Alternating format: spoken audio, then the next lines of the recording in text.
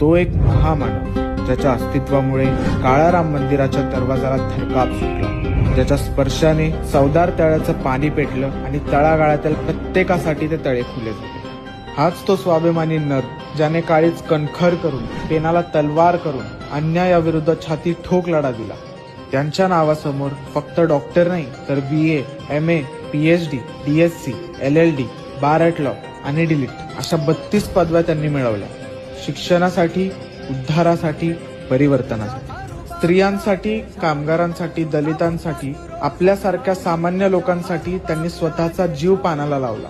प्रत्येकाला मत द्यायचा, मत मांडायचा अधिकार त्यांनी दिला आणि दिलं भारताला सर्वात मोठं शस्त्र म्हणजे संविधान. आज आपण शिक्षण घेतो, हक्क वापरतो, परंतु अजूनही अनेकांना बाबासाहेब समजलेच नाही.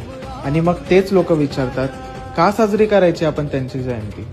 उत्तर एकच आहे, कारण ज्या माणसाने माणसाला माणूस म्हणून जगण्याचा अधिकार दिला त्यांची जयंती साजरी होते. फक्त भारतातच नव्हे तर संपूर्ण जगात गाजा बाजा भीमराव एकच राजा.